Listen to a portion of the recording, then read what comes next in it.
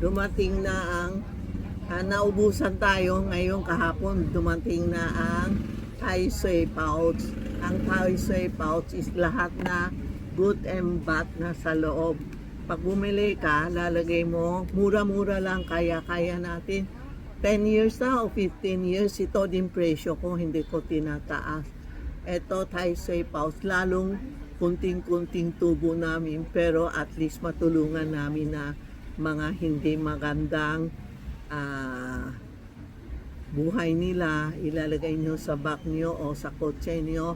May nagsabi, dinagay sa tabi ng kama niya, pwede din po.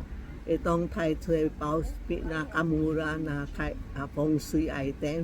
May Thai Sui card siya, may Thai Sui pouch pa sa loob, no? Dati, ang inaalis ko, kasi sobrang bulky, inaalis ko, nagigiganong binibenta ko.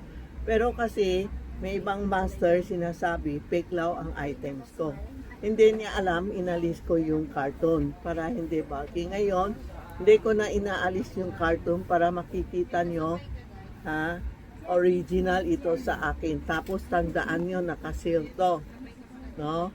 Kasi iba, last year, hindi pa na ubos ang benta nila, binebenta pa. Pero tingin mo sa loob ng Thai Sui kung 2026 siya. Kasi iba nagbebenta last year, hindi mabenta, binebenta niya yung 2025. Tingin nyo sa loob kung ang Thai Sui is ganito.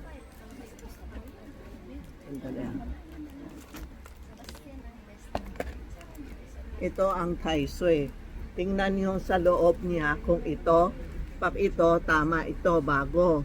Pag yung luma, iba, wala na akong luma 2025, basta ito ang Thai Sui, hanap mo ha.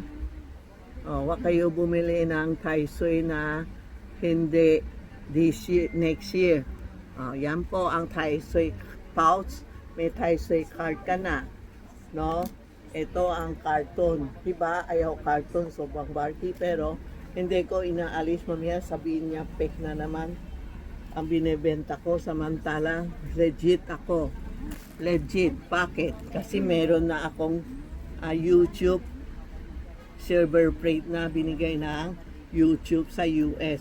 It's mean original kami. Tapos yung Tita Maxi Facebook ko, malapit na 1M. Pag hindi ako legit, walang manunood sa akin. Kaya thank you sa lahat na na-subscribe sa akin.